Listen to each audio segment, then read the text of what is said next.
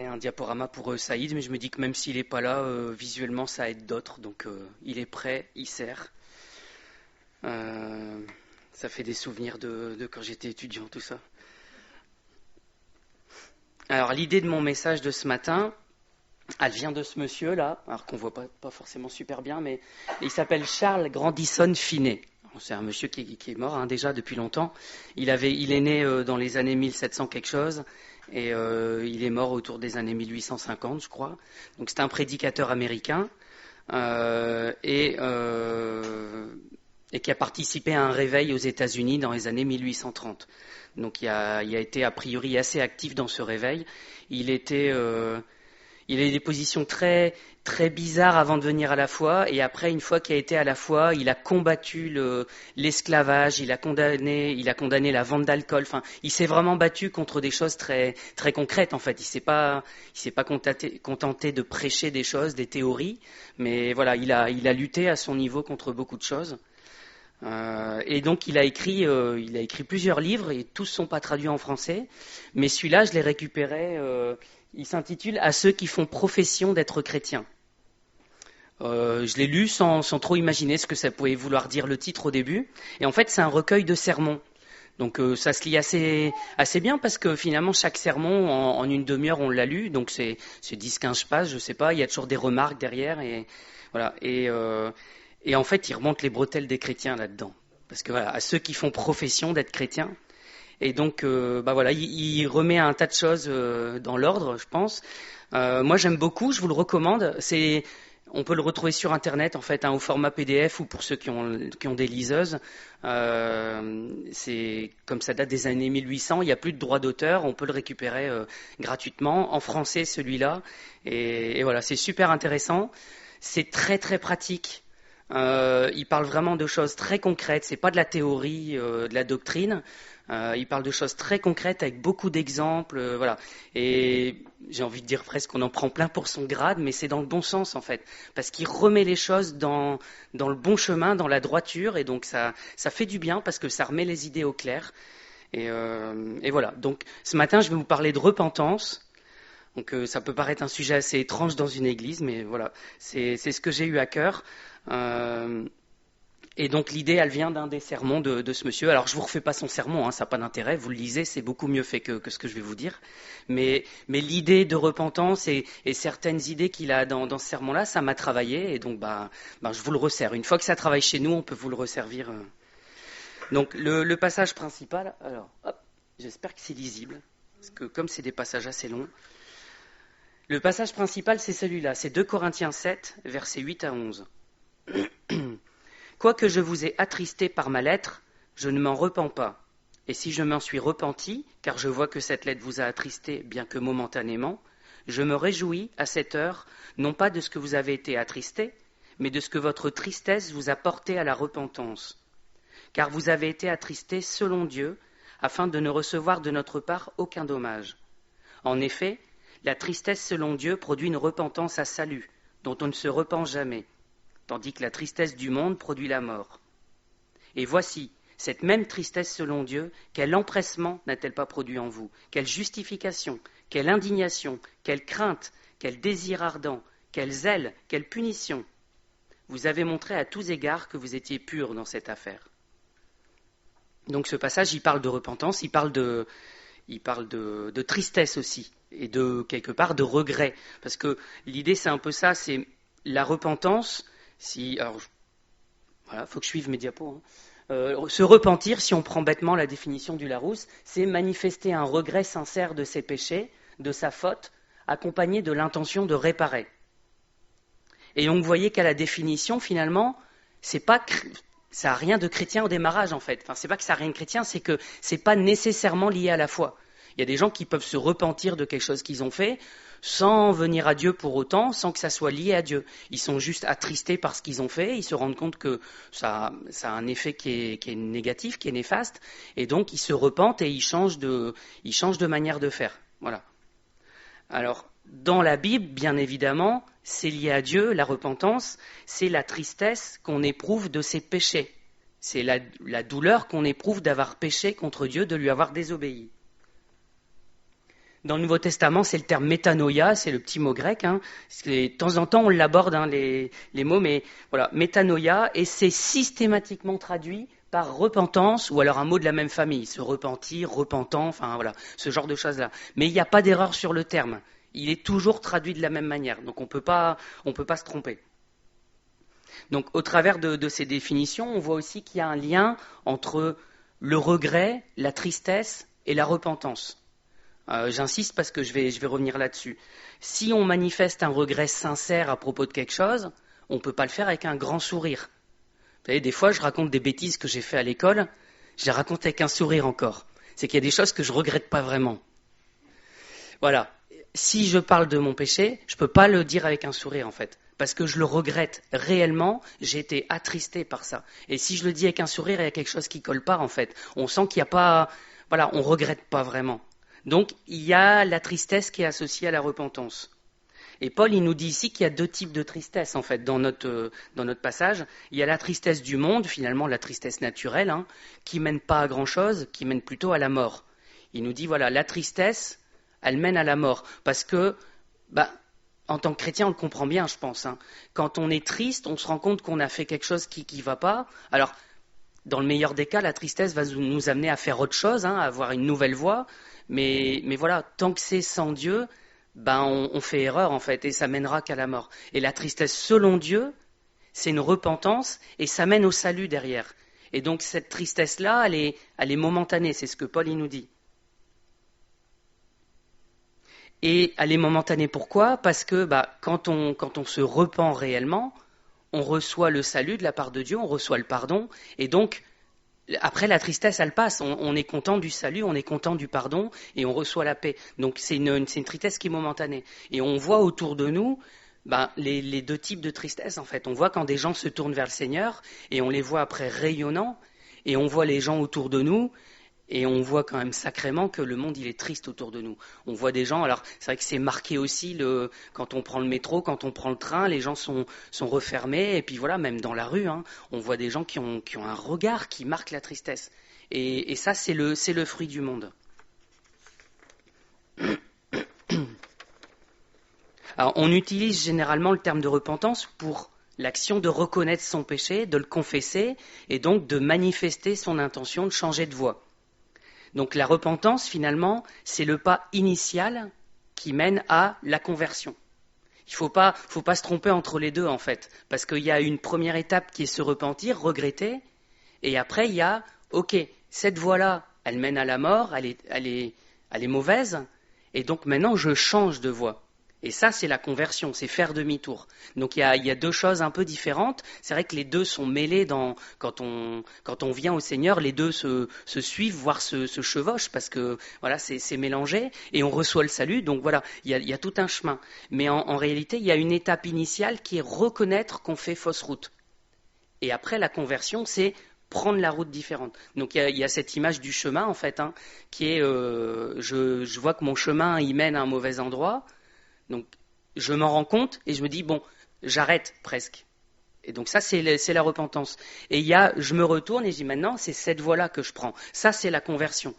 Et après, je marche sur ce chemin qui m'amène à Dieu. Ça, c'est la sanctification. Donc, il y a tout un processus, il y a une suite. Alors après, on met des termes dessus, mais voilà, on le vit avec le Seigneur. Puisque une fois qu'il touche nos cœurs, on continue la voie avec lui. C'est naturel. C'est pas qu'on doit réfléchir à dire, bon, alors, à quelle étape j'en suis, voilà. Mais quand même, si je vous le dis, c'est parce que il faut s'assurer quelque part dans notre vie qu'on a bien fait ces étapes-là, en fait. Qu'on n'a pas juste eu la repentance, mais sans la conversion. Ou qu'on a eu quelque chose qui ressemble à une conversion, mais sans se repentir réellement, en fait. Donc Jean-Baptiste, il prêchait la repentance et le pardon des péchés. Et Paul, il dit dans Acte 19, voilà, il nous dit, pendant qu'Apollos était à Corinthe, Paul, après avoir parcouru les hautes provinces de l'Asie, arriva à Éphèse. Ayant rencontré quelques disciples, il leur dit, « Avez-vous reçu le Saint-Esprit quand vous avez cru ?» Ils lui répondirent, « Nous n'avons même pas entendu dire qu'il y ait un Saint-Esprit. » Il dit, « De quel baptême avez-vous donc été baptisés ?» Et ils répondirent, « Du baptême de Jean. » Alors Paul dit, « Jean a baptisé du baptême de repentance, disant au peuple de croire en celui qui venait après lui, c'est-à-dire en Jésus. » Sur ces paroles, ils furent baptisés au nom du Seigneur Jésus. Lorsque Paul leur eut imposé les mains, le Saint-Esprit vint sur eux et ils parlaient en langue et prophétisaient. Donc on voit qu'ils avaient fait cette première étape de repentance, mais Paul il leur dit mais et donc vous êtes tournés vers le Seigneur, vous avez reçu le Saint-Esprit, voilà, vous avez entamé votre marche. Et non, on n'avait même pas entendu dire qu'il y avait eu ça. Donc il y avait un baptême de repentance, des gens qui le prenaient, mais ça s'arrêtait là en fait. Il manquait l'étape d'après qui était la conversion de vraiment se tourner vers le Seigneur et de marcher pleinement avec lui. Donc visiblement c'était possible. On pouvait s'arrêter à cette étape-là et on peut encore le faire malheureusement. On a 1 Thessaloniciens 1, versets 6 à 10 aussi, qui dit « Et vous-même, vous avez été mes imitateurs et ceux du Seigneur, en recevant la parole au milieu de beaucoup de tribulations, avec la joie du Saint-Esprit, en sorte que vous êtes devenus un modèle pour tous les croyants de la Macédoine et de l'Achaïe. Non seulement, en effet, la parole du Seigneur a retenti chez vous dans la Macédoine et dans l'Achaïe, mais votre foi en Dieu s'est fait connaître en tout lieu, de telle manière que nous n'avons pas besoin d'en parler. » Donc ce qui m'intéressait, c'était « Car on raconte à notre sujet quel accès nous avons eu auprès de vous, et comment vous vous êtes convertis à Dieu en abandonnant les idoles pour servir le Dieu vivant et vrai, et pour attendre des cieux son Fils, qu'il a ressuscité des morts, Jésus, qui nous délivre de la colère à venir. » Donc dans ce que j'ai souligné, on raconte à votre sujet l'accès que nous avons eu. Donc il y a eu la parole qui est arrivée chez les Thessaloniciens, et il y a eu une réception de cette parole. Et après, il dit, vous vous êtes convertis à Dieu en abandonnant les idoles. Donc il dit bien, il y avait un chemin qui menait vers les idoles. Vous étiez en train de marcher là-dessus. Et vous avez arrêté ça. Et vous êtes tournés pour servir le Dieu vivant et vrai. Et après, on voit que la suite, c'est « Et pour attendre des cieux son Fils, qui nous délivre de la colère à venir ». Donc on voit qu'après, il y a l'espérance du chrétien. Donc on voit tout ce trajet au travers du verset.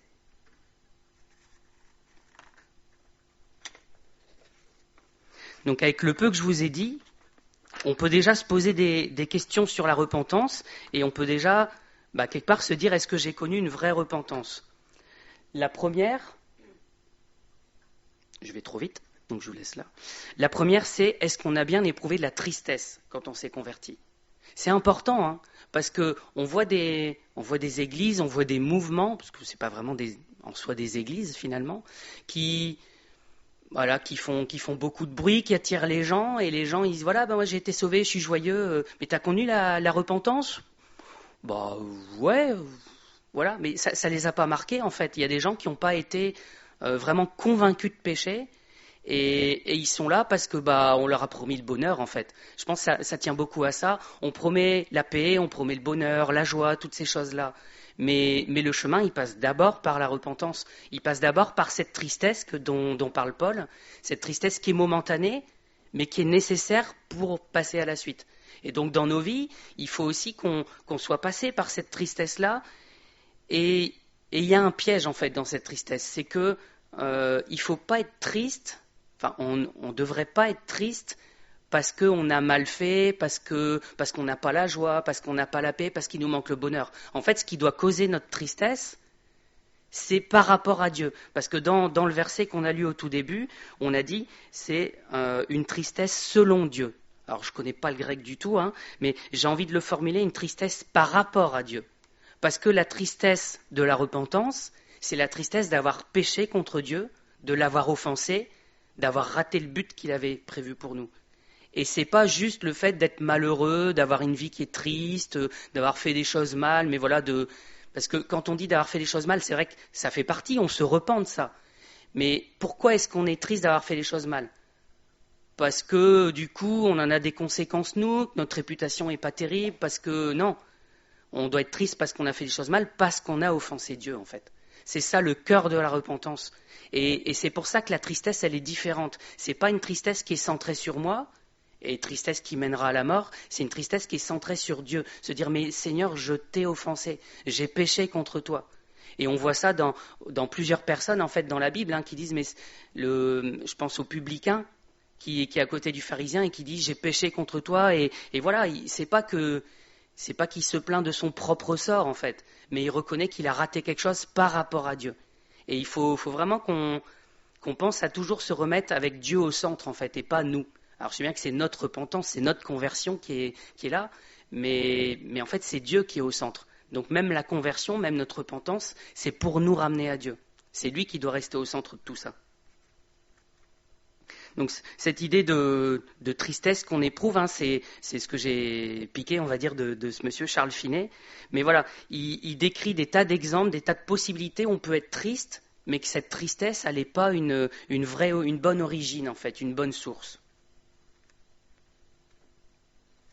Alors, il faut aussi faire attention parce qu'on pourrait très bien se dire, alimenter notre propre tristesse, en fait. Se dire, puisqu'il faut être triste selon Dieu, je vais être abattu et je vais vraiment réfléchir à ma tristesse, et on se fait du mal en fait nous-mêmes, quelque part c'est ça, et on alimente notre propre tristesse.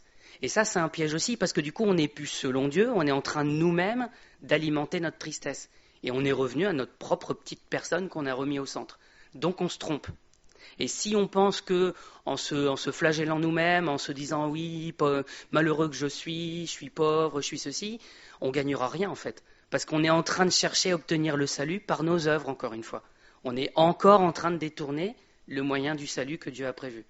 Donc en fait, on n'a pas d'autre choix que de vraiment se mettre devant Dieu. Et si on n'éprouve pas cette tristesse, de lui dire Seigneur, donne-moi cette tristesse selon toi. Je ne peux pas l'inventer. Je ne peux pas la produire moi-même. C'est à toi de me montrer comment tu es glorieux, comment moi je suis pécheur, et qu'il y a un gouffre qui est monstrueux. Et là, on va sentir la peine de notre péché, et on sera devant le Seigneur d'une manière naturelle, en fait. Et c'est ça qu'il faut rechercher. Alors, je reprends ce que dit Paul. En effet, la tristesse selon Dieu produit une repentance à salut dont on ne se repent jamais. Tandis que la tristesse du monde produit la mort. Et je crois que si on alimente nous-mêmes notre propre tristesse, alors on n'est pas dans la tristesse selon Dieu, en fait. On est dans une tristesse humaine. Et elle me fait signe, c'est que j'ai raté quelque chose. Voilà. Alors on pourrait reformuler, parce que cette phrase, elle peut paraître un peu étrange. La tristesse selon Dieu produit une repentance dont on ne se repent jamais. On dit, alors, il y a repentance, il n'y a pas repentance, c'est quoi sa phrase ? Mais en fait, il dit la tristesse, on pourrait dire la tristesse ou le regret par rapport à Dieu produit une repentance qui mène au salut et qu'on ne peut pas regretter en fait. C'est une repentance qu'on ne regrette pas. C'est-à-dire qu'il y a une tristesse qui va mener à la mort et qui finalement on devrait l'abandonner, que ça ne sert à rien. Et il y a une tristesse pour laquelle on éprouve de la joie en fait à la fin. On est content et on se dit mais j'ai bien fait de me repentir, c'est un regret positif quelque part. C'est le seul regret positif qui existe. Et donc Paul, il sous-entend aussi que la tristesse selon le monde, elle est regrettable en fait. On va la regretter parce qu'elle ne mène pas à grand-chose. Et il faut à tout prix se tourner vers la bonne tristesse finalement. Alors je vous dis, il ne s'agit pas de cultiver la tristesse, je ne suis pas en train de vous dire soyez tous tristes, sortez tous en pleurant et voilà, ça mènera à rien. Mais c'est notre situation par rapport au Seigneur en fait. Et c'est ça qui doit nous faire éprouver de la tristesse. Et je crois que il y a ce pas initial qu'on fait quand on se tourne vers le Seigneur, mais il y a aussi la suite en fait. Et à chaque fois qu'on rate quelque chose par rapport au Seigneur, on doit rééprouver cette tristesse-là. Et c'est une marche qu'on continue. Donc on vit quelque part avec la tristesse en tant que chrétien. Mais, il dit bien, c'est une tristesse qui est momentanée. Il dit, j'ai pas de regret de vous avoir rendu triste. Alors si je vous ai rendu triste, ça en soi, c'est pas positif, mais j'ai pas de regret parce que vous êtes tourné vers le Seigneur après et que vous avez eu une vraie repentance. Donc, il leur dit, c'est pas que je me réjouis de vous avoir attristé, mais je me réjouis de ce que ça vous a amené à la conversion et au salut, à la repentance.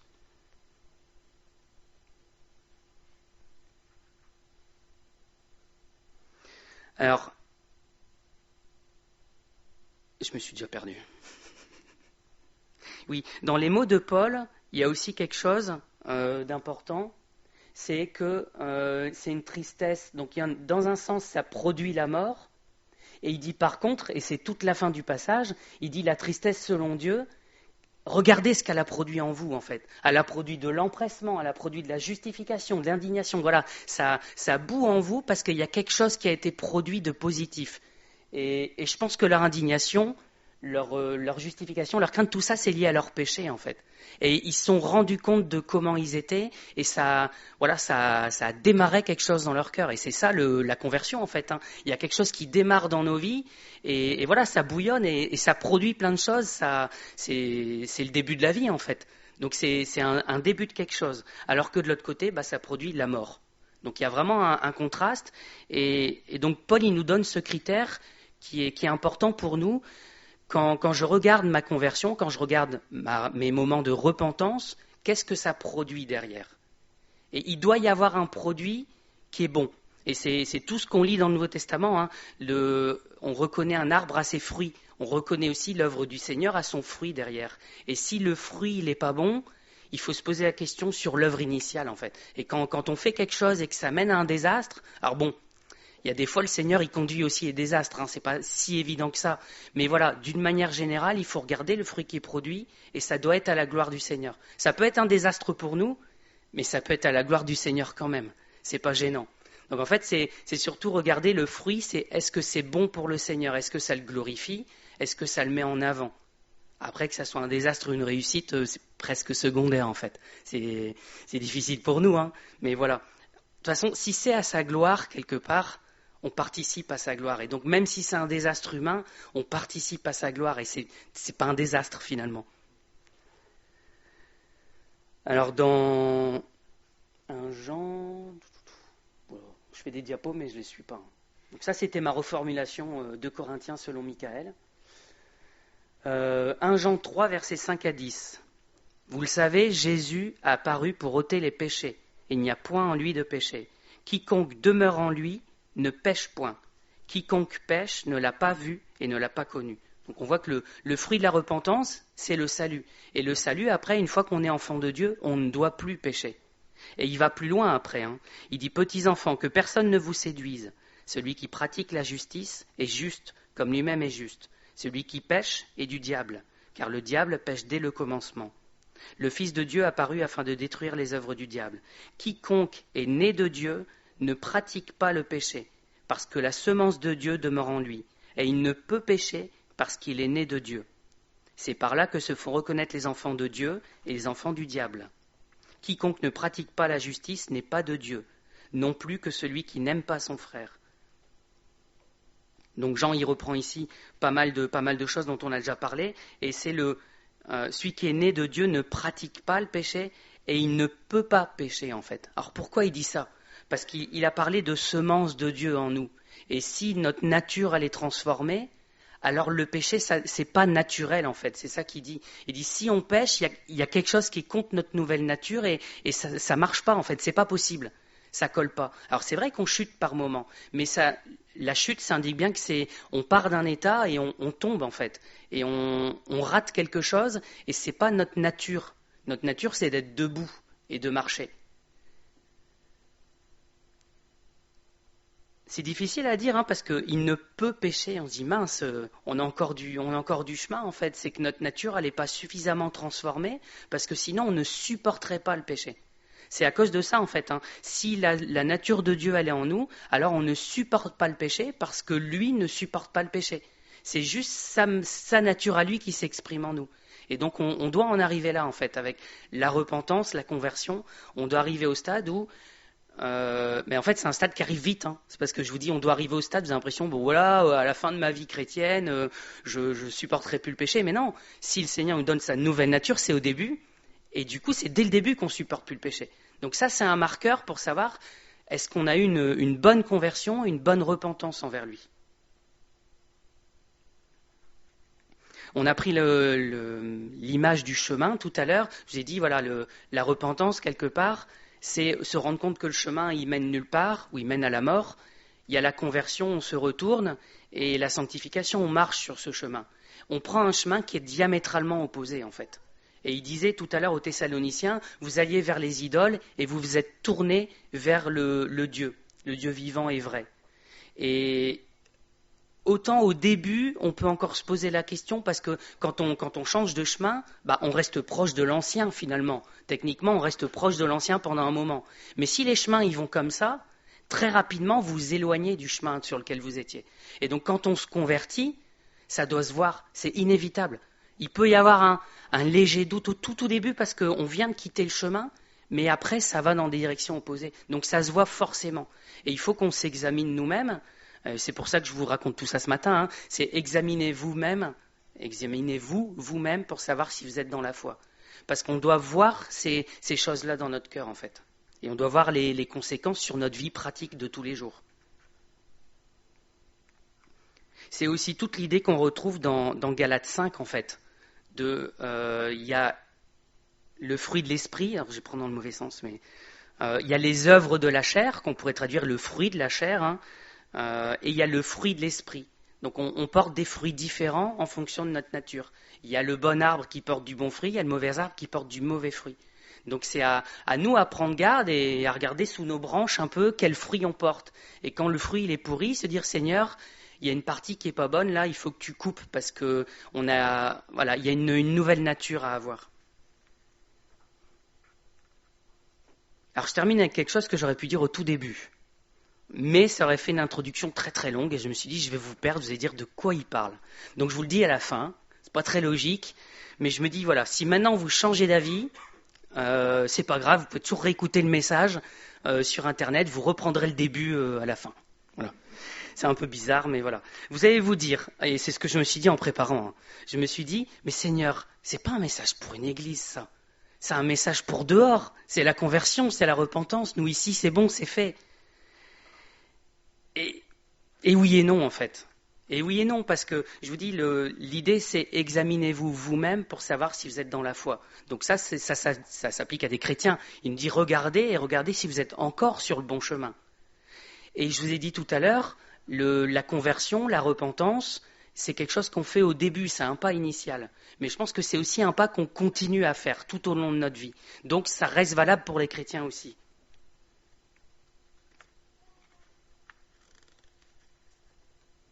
Donc je pense que c'est important déjà, la première raison, alors qui est bête et qui s'applique probablement à personne, mais je la dis quand même, c'est que on peut croire s'être repenti de ses péchés, on peut croire avoir eu une conversion et en fait être encore sur le mauvais chemin. Et c'est pour ça que vous disiez tout à l'heure, il faut regarder les fruits en fait, il faut regarder, essayer de revenir en arrière, c'est dire est-ce que j'ai vraiment éprouvé une tristesse pour mon péché par rapport à Dieu ? Et examiner ça pour savoir si on est sur le bon chemin véritablement. Alors il ne s'agit pas de vous coller le doute, c'est pas l'idée, mais voilà, dans la Bible, tout est là pour nous enseigner, nous dire voilà, surveillez dans quel chemin vous allez et veillez à ne pas retomber sur l'ancien chemin. Donc c'est important pour nous. Et je crois que c'est une des plus belles réussites du diable, si on peut formuler ça comme ça, de faire croire à un chrétien qu'il est sur le bon chemin en fait. Et qu'en fait, il est sur le mauvais. Et là, quand le diable il a réussi à nous mettre dans la tête que c'est bon, regarde, tu suis le Seigneur, c'est nickel, tout ça, alors qu'en fait, on est complètement à côté, là, lui, il a une belle réussite. Et nous, on se trompe. Et on se trompe avec comme enjeu notre salut éternel. C'est pas juste qu'on se trompe de chemin, voilà.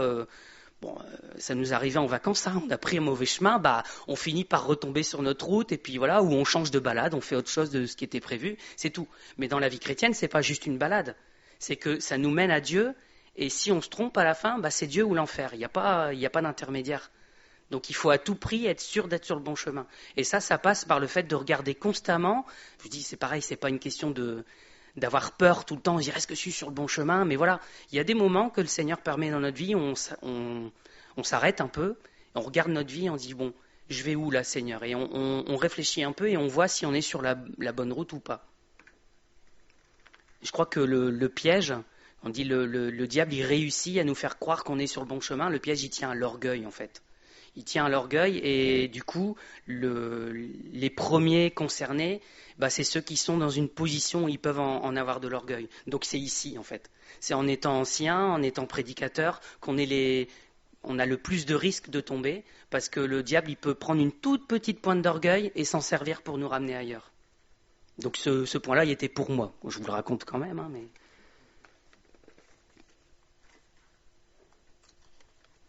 C'est important aussi parce que si on se trompe sur notre propre personne, on se trompe aussi pour les autres, en fait. Parce qu'on a une influence sur les autres, Et donc si nous on s'est planté de route, eh ben on est en train de tirer des gens sur la mauvaise route potentiellement aussi.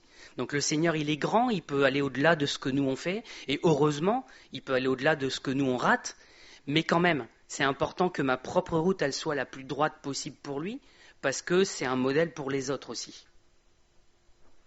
Alors je vous cite souvent ce verset-là, mais moi il me travaille beaucoup, il me fait beaucoup réfléchir et j'y reviens souvent.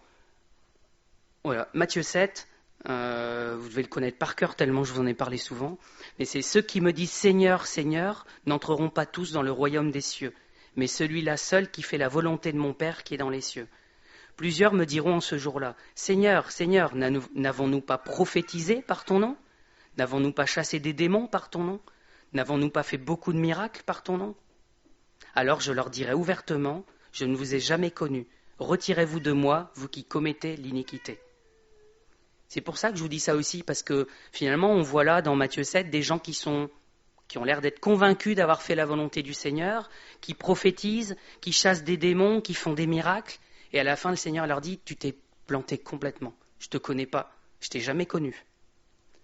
Et on imagine ce moment où ça se passe là, c'est quelque chose que personne devrait vivre en fait. Donc, il y a des avertissements pour les chrétiens, il y a des avertissements pour les gens qui ne sont pas, mais il y en a aussi beaucoup pour les chrétiens, parce qu'on peut facilement tomber dans le travers de croire qu'on est sur le bon chemin alors qu'on n'y est pas.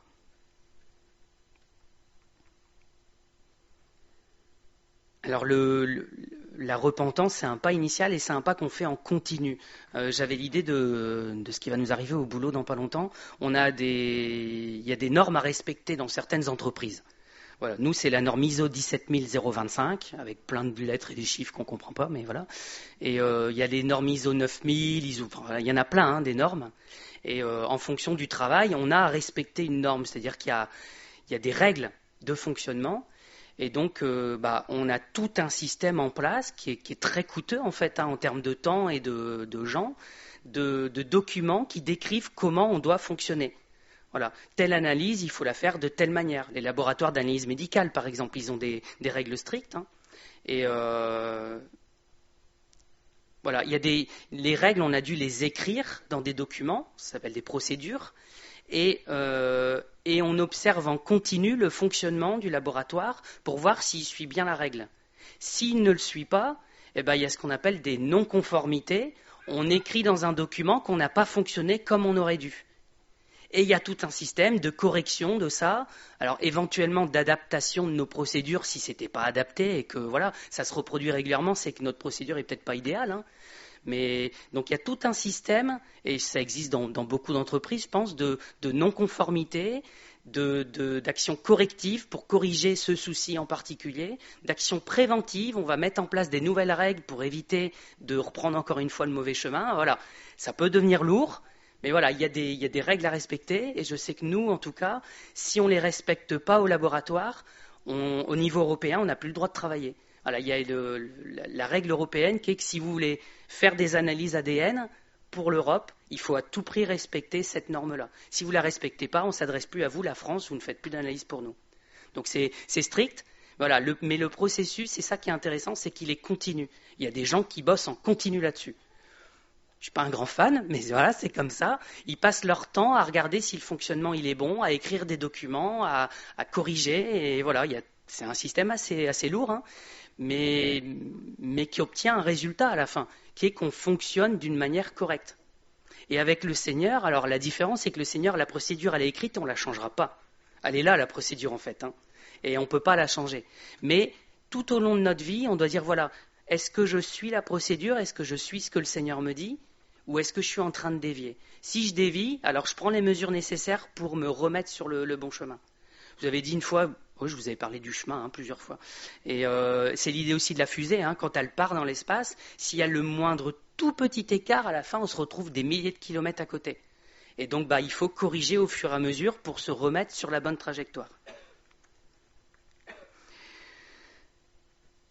Je termine avec Acte 3, verset 19. Je pense que la repentance, elle est importante à cause de ce verset-là aussi, parce que si on si on veut être visité par le Seigneur, si on veut qu'il nous renouvelle, si on veut un réveil quelque part, que le Seigneur il fasse connaître sa présence, qu'il sauve encore plus de gens autour de nous, la conversion, la repentance, c'est quelque chose de fondamental en fait.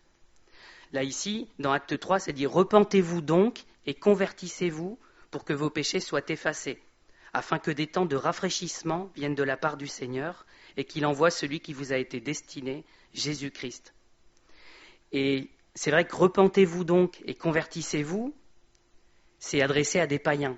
Mais je pense que le réveil, il vient avant tout par un réveil dans l'Église d'abord, en fait, et qu'il faut une repentance des chrétiens, que les chrétiens se remettent sur le bon chemin pour que le Seigneur puisse les utiliser et faire sortir l'évangile de l'Église et sauver d'autres personnes. Donc la repentance, c'est super important pour nous aussi.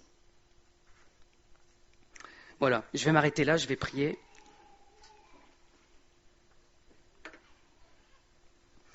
Seigneur, merci pour ta parole, merci de ces sermons aussi qui sont un peu rudes, un peu bruts, mais qui nous remettent dans la droiture et la simplicité de ta parole.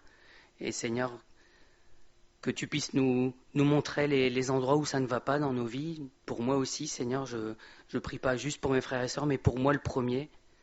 Seigneur, et que nous puissions éprouver une tristesse selon toi. Seigneur, pas nous forcer à être tristes, pas, Seigneur, faire du cinéma en quelque sorte, mais vraiment sentir cette différence entre ta sainteté et nous, Seigneur, et notre péché. Seigneur, merci parce que nous ne sommes pas des chrétiens tristes. Tu nous donnes la joie, Seigneur, la joie d'avoir ton salut. Mais Seigneur, cette joie, elle est liée à notre tristesse d'être dans le péché par moments. Et Seigneur, aide-nous à marcher dans tes voies, à ne pas chuter en permanence, Seigneur, parce que le fruit de ton esprit, ce sont des bonnes choses, Seigneur. Et nous voulons avoir ta nature, Seigneur, à être remplis de ta nature pour ne plus pécher, pour ne plus supporter le péché. Seigneur, si souvent nous supportons le péché et nous allons bien vite en nous disant que tu pardonnes et voilà. Mais Seigneur, tu pardonnes s'il y a une vraie repentance.